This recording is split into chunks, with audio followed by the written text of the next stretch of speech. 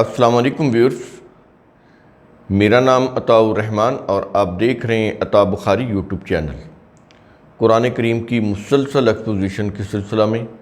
آج ہم سورہ النساء کی آیت نمبر 121 کی ایکسپوزیشن کریں گے۔ سابقہ آیات میں بات ہو رہی تھی شیطان سے متعلق، یا یوں کہہ لیں کہ شیطان کی جمع شیاطین۔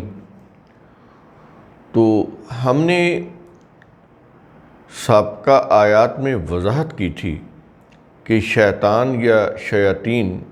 قرآن کسے کہتے ہیں۔ تو ہم نے واضح کیا تھا کہ انسانوں کے سرکش جذبات جو اپنے مفاد کے لیے بھڑک اٹھتے ہیں وہ شیطان ہوتے ہیں۔ انسان کے سرکش مفاد پرست خود غرض جذبات جو اپنے مفاد کے لیے بھڑک اٹھتے ہیں۔ شیطان کے لفظی معنی ہم نے آپ کو بتایا تھے کہ بھڑک اٹھنے والا، بھڑکیلا، تو یہ معنی ہیں اس کے۔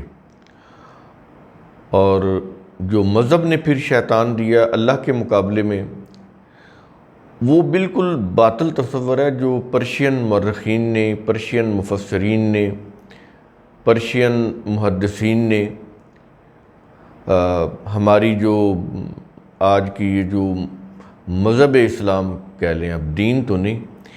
مذہب اسلام کے اندر جو بڑی بڑی مقدس کتابیں ہیں ان کے اندر یہی کانسیپٹ شیطان کا ہے، اللہ کے مقابلے میں ایک قوت۔ اللہ بھی ہر جگہ موجود، شیطان بھی ہر جگہ موجود، اللہ بھی ایک، شیطان بھی ایک۔ اللہ کے پاس بھی زبردست قوتیں، لامحدود قوتیں، شیطان کے پاس بھی لامحدود قوتیں۔ اللہ بھی نظر نہیں آتا، شیطان بھی نظر نہیں آتا۔ تو یہ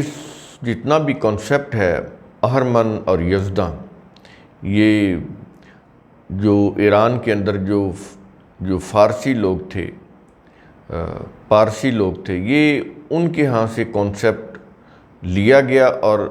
ان کتابوں میں داخل کیا گیا، اور آج وہی رائج ہے۔ تو یہ قرآن کی روح سے صحیح نہیں ہے۔ تو سابقہ آیات میں بات کی گئی کہ شیطان انہیں وعدے دیتا ہے اور انہیں امیدیں دلاتا ہے، اور یہ بھی کہا گیا کہ وہ انہیں دھوکہ اور فریب کے سوا کوئی وعدہ نہیں دیتا۔ یعنی اس کی جتنی بھی امیدیں، جتنے بھی وعدے ہوتے ہیں وہ سارے کے سارے دھوکہ اور فریب پر مبنی ہوتے ہیں، حقیقت پر مبنی نہیں ہوتے۔ تو شیطانی جذبات سے مغلوب ہو کر کوئی بھی انسان جب کام کرتا ہے تو اس کی تعمیری قوتیں کمزور پڑ جاتی ہیں، تخریبی قوتیں اس کے اوپر غالب آ جاتی ہیں، اس کی پرسنالٹی یا اس کی ذات یا اس کی شخصیت کمزور پڑ جاتی ہے۔ تو وہ پھر ایسے ہی جھوٹی امیدیں، جھوٹے وعدے، جھوٹے سہارے، ان کے تحت وہ اپنی پلاننگ کرتا ہے، انہی جھوٹی امیدوں کے اندر اپنی زندگی گزارتا ہے، حاصل کچھ نہیں ہوتا۔ تو یہ جو چیزیں ہیں بڑی قابل غور ہیں، اور ان کو سمجھنا، اس کے بعد پھر قرآن کو سمجھنا، کیونکہ جو بیسک کانسیپٹ ہیں قرآن کے، جب تک آپ ان کو نہیں سمجھیں گے تو پھر یہ جو شیطان ہے یا جو بھی اس طرح کی جو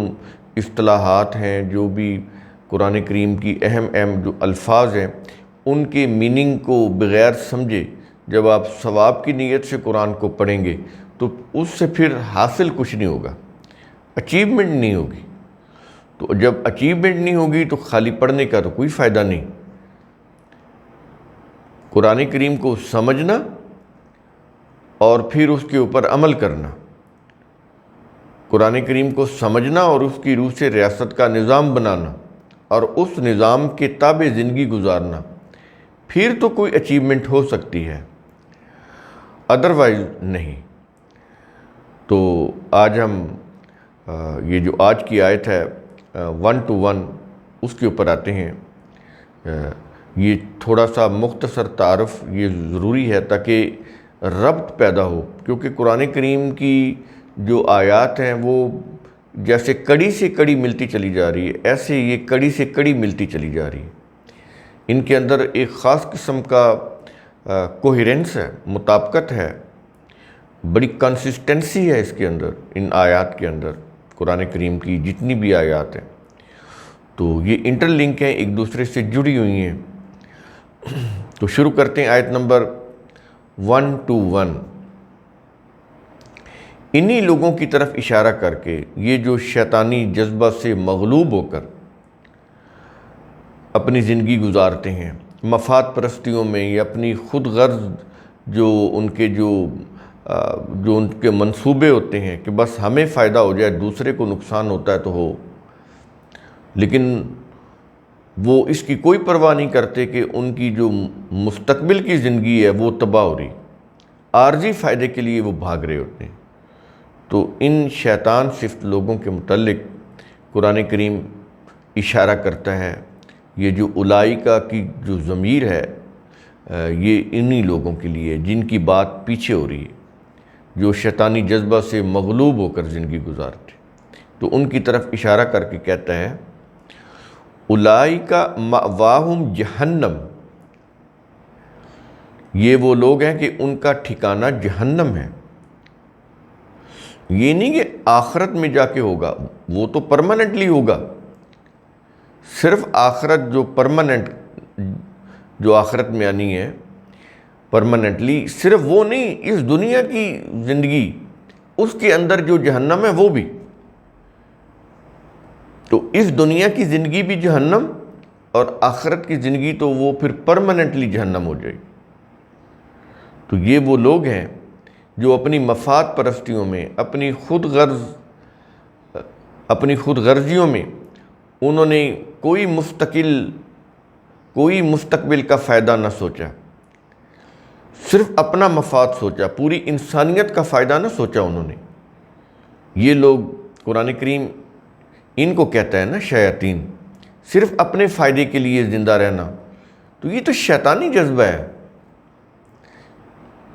ان کی طرف اشارہ کر کے کہہ رہا ہے، کہتا ہے کہ یہ وہ لوگ ہیں کہ ان کا ٹھکانہ جہنم ہے۔ وہ اس لیے کہ جب معاشرے کے اندر ہر فرد اپنا ہی فائدہ سوچنے لگ جائے تو ٹھیک ہے، اس کو وقتی طور پر کوئی تھوڑا بہت فائدہ تو مل جائے گا، لیکن ان دی لانگ رن تو اوورآل جو سوسائٹی ہے وہ ایک جہنمی زندگی میں مبتلا ہو جائے گی۔ اس کی وجہ یہ ہے کہ ہر شخص جب اپنے مفاد کے لیے قدم بڑھائے گا، اپنے مفاد کے لیے سوچے گا، تو اس کا جو خود غرضی پر مشتمل جو مفاد ہے، یا یہ جو اس کا جو خود غرضی کا جو جذبہ ہے مفاد پرست، اس میں تو اس کا اپنا فائدہ ہوتا ہے نا، لیکن دوسرے لوگوں کا نقصان ہوتا ہے۔ اب آپ غور کریں کہ معاشرے کے ہر فرد اگر ایسے کرنے لگ جائیں کہ ہر فرد انڈیویجول انٹرسٹ کو فوکس کرنا شروع کر دے، وہ معاشرہ جہنم بنے گا کہ نہیں بنے گا؟ آخرت میں تو بنے گا ہی، لیکن کیا اس دنیا میں نہیں بنے گا؟ سب سے پہلے تو اسی دنیا میں وہ معاشرہ جہنمی معاشرہ بنے گا، اس کے بعد جب آخرت کا زمانہ آئے گا تو اس میں تو وہ پھر فار ایور جہنمی زندگی میں وہ داخل ہو جائے گا۔ تو یہ بڑی قابل غور چیزیں ہیں، ان کے اوپر سوچنا، سوچ کر اپنے رویے کے اندر تبدیلی پیدا کرنا، اپنے اندر مثبت تبدیلی پیدا کرنا، اپنی سوچ کے اندر، اپنے عمل کے اندر، یہ جو آیات ہیں یہ کچھ کرتی ہیں۔ اگر ان کے اوپر تدبر کیا جائے، سوچ بچار کیا جائے، تو یہ جو آیات ہیں ان کا رزلٹ کیا ہوگا کہ انسان کی سوچ اور انسان کا عمل، اس کی نیت اور اس کا عمل، یہ اس کے اندر اصلاح پیدا ہو جاتی ہے۔ لیکن اس کے لیے سوچنا پڑتا ہے، اپنے جو منفی رویے ہیں ان کے اوپر قابو پانا پڑتا ہے۔ اس کے بعد آگے کہتا ہے وَلَا يَجِدُونَ عَنْهَا مَحِيصًا، اور وہ اس جہنم سے